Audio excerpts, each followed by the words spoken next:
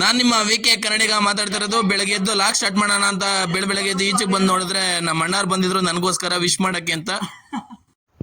Thank you. ಇವ್ರನ್ನ ಬಂದು ನಮ್ಮ ಅಣ್ಣ ನನ್ನ ಫಾಲೋವರ್ ನೋಡ್ಬಿಟ್ಟು ನನ್ನ ಫೇಸ್ಬುಕ್ಕಲ್ಲಿ ವಾಟ್ಸಪ್ಪಲ್ಲೆಲ್ಲ ಸಪೋರ್ಟ್ ಮಾಡಕ್ಕೆ ಬಂದಿದ್ದಾರೆ. Thank you bye. ಎಷ್ಟು ಜನ ಫಾಲೋವರ್ಸ್ ಇದ್ದಾರೆ? 5K.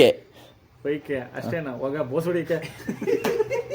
ನನಗಂತೂ ಈ ಜೀವನವೇ ಬೇಸರವಾಗಿ ಹೋಗ್ಬಿಟ್ಟಿದೆ. ನೋಡಿ, ನಮ್ಮ VK ಕನ್ನಡಿಗನ್ಗೆ ಇವನು 10 ಜನ ಫಾಲೋವರ್ಸ್ ಮಾಡಿಸಿದ್ದಾನೆ. ಹಂಗಾಗಿ ಇವ್ರಿಗೆ ಗಿಫ್ಟ್ ಕೊಡ್ತಾ ಇದ್ದೀವಿ.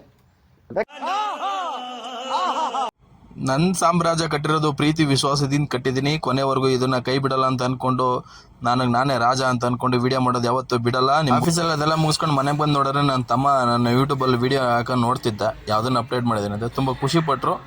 ಇದೇ ಥರ ಸಪೋರ್ಟ್ ಮಾಡಿ ಅಂತ ಹೇಳ್ತಾ ನಾನು ಕೂಡ ನನ್ನ ವಿಡಿಯೋ ನೋಡಿ ತುಂಬ ಖುಷಿಪಟ್ಟೆ.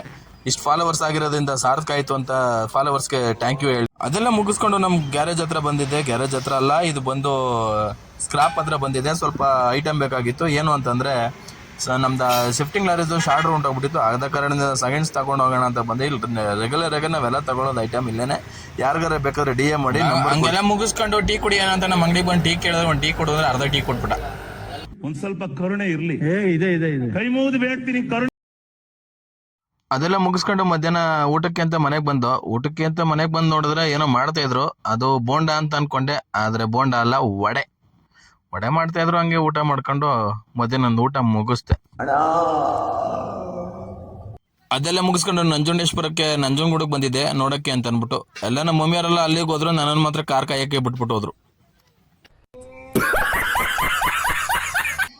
ಅದೆಲ್ಲ ಮುಗಿಸ್ಕೊಂಡು ಸಿಟಿಗೆ ಬಂದೆ ಗೋಬಿ ತಿನ್ನೋಣ ಅಂತ ಅಂದ್ಬಿಟ್ಟು. ಕಾರ್ ಪಾರ್ಕ್ ಮಾಡಿಬಿಟ್ಟು ಗೋಬಿ ಎಲ್ಲ ತಿನ್ಕೊಂಡು ನಾನು ತಿನ್ನೋಕ್ಕಾಗಲಿಲ್ಲ, ಯಾಕಂದರೆ ನನಗೆ ಹೊಟ್ಟೆ ತುಂಬ ಹೋಗ್ಬಿಟ್ಟಿತ್ತು ಆವಾಗಲೇ. ಇವತ್ತಿನ ಕತೆ ಇಷ್ಟೇ.